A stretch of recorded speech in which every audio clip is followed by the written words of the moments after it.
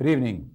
I know you've been reading, seeing, and hearing a lot of stories the past several days attributed to Danish sailors, unnamed observers at Italian ports and Spanish harbors, and especially unnamed government officials of my administration. Well, now you're going to hear the facts from a White House source, and you know my name.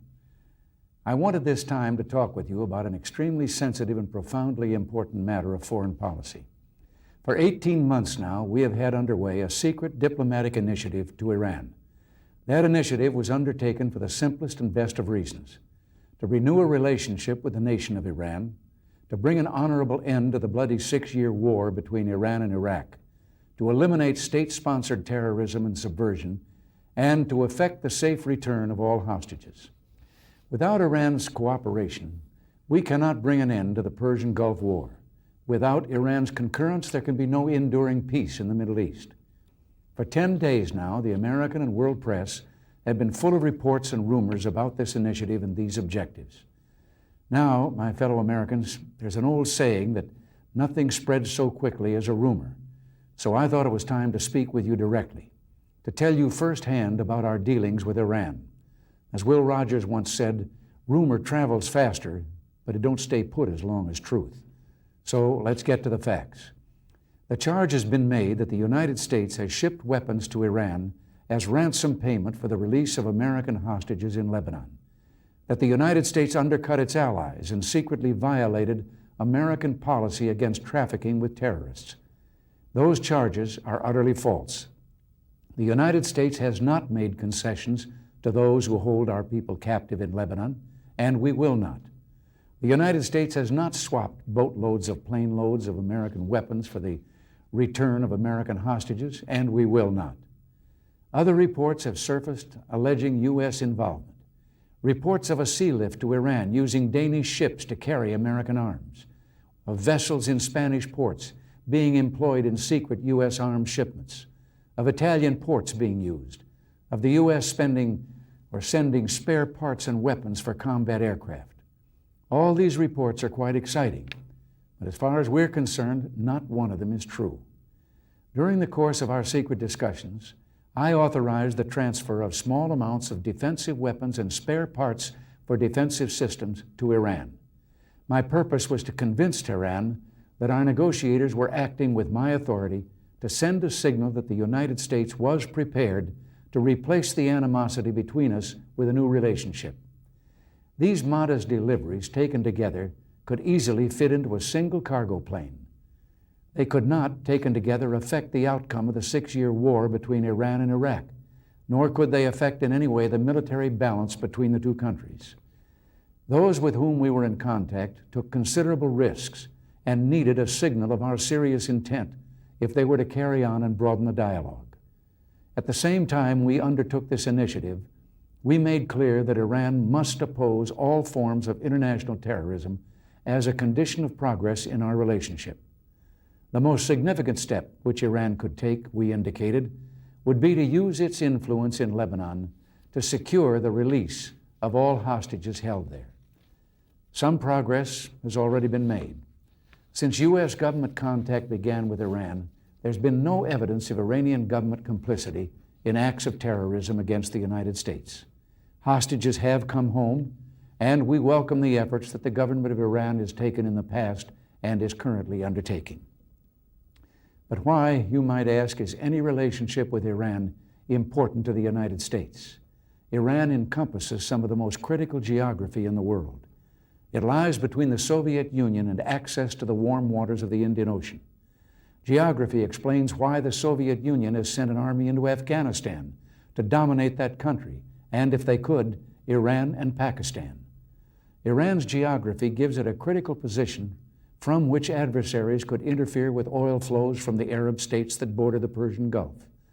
Apart from geography, Iran's oil deposits are important to the long-term health of the world economy. For these reasons, it is in our national interest to watch for changes within Iran that might offer hope for an improved relationship. Until last year, there was little to justify that hope.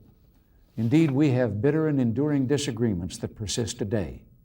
At the heart of our quarrel has been Iran's past sponsorship of international terrorism. Iranian policy has been devoted to expelling all Western influence from the Middle East. We cannot abide that, because our interests in the Middle East are vital. At the same time, we seek no territory or special position in Iran. The Iranian Revolution is a fact of history, but between American and Iranian basic national interests, there need be no permanent conflict. Since 1983, various countries have made overtures to stimulate direct contact between the United States and Iran. European, Near East, and Far East countries have attempted to serve as intermediaries. Despite a U.S. willingness to proceed, none of these overtures bore fruit. With this history in mind, we were receptive last year when we were alerted to the possibility of establishing a direct dialogue with Iranian officials. Now let me repeat, America's long-standing goals in the region have been to help preserve Iran's independence from Soviet domination, to bring an honorable end to the bloody Iran-Iraq war, to halt the export of subversion and terrorism in the region. A major impediment to those goals has been an absence of dialogue, a cutoff in communication between us.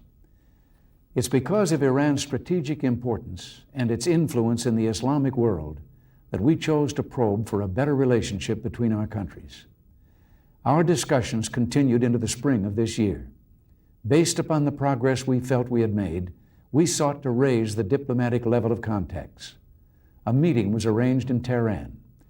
I then asked my former National Security Advisor, Robert McFarlane, to undertake a secret mission and gave him explicit instructions.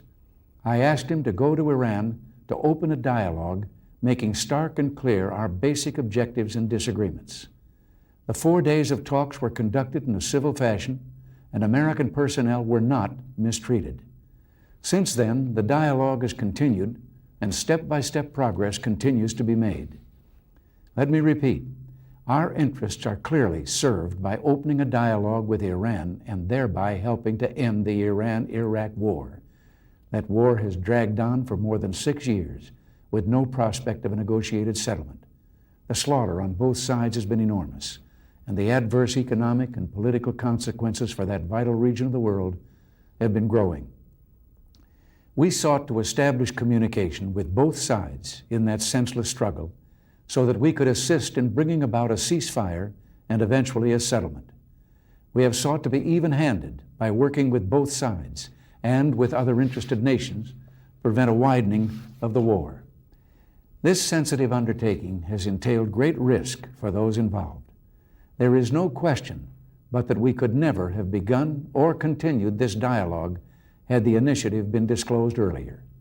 Due to the publicity of the past week, the entire initiative is very much at risk today. There is ample precedent in our history for this kind of secret diplomacy. In 1971, then President Nixon sent his national security advisor on a secret mission to China. In that case, as today, there was a basic requirement for discretion and for a sensitivity to the situation in the nation we were attempting to engage. Since the welcome return of former hostage David Jacobson, there has been unprecedented speculation and countless reports that have not only been wrong, but have been potentially dangerous to the hostages and destructive of the opportunity before us. The efforts of courageous people like Terry Waite have been jeopardized. So extensive have been the false rumors and erroneous reports that the risks of remaining silent now exceed the risks of speaking out. And that's why I decided to address you tonight. It's been widely reported, for example, that the Congress, as well as top executive branch officials, were circumvented. Although the efforts we undertook were highly sensitive and involvement of government officials was limited to those with a strict need to know, all appropriate cabinet officers were fully consulted. The actions I authorized were and continue to be in full compliance with federal law, and the relevant committees of Congress are being and will be fully informed. Another charge is that we have tilted toward Iran in the Gulf War. This too is unfounded. We have consistently condemned the violence on both sides. We have consistently sought a negotiated settlement that preserves the territorial integrity of both nations. The overtures we've made to the government of Iran have not been a shift to supporting one side over the other. Rather, it has been a diplomatic initiative to gain some degree of access and influence within Iran as well as Iraq, and to bring about an honorable end to that bloody conflict. It is in the interest of all parties in the Gulf region to end that war as soon as possible. To summarize, our government has a firm policy not to capitulate to terrorist demands, that no concessions policy remains in force.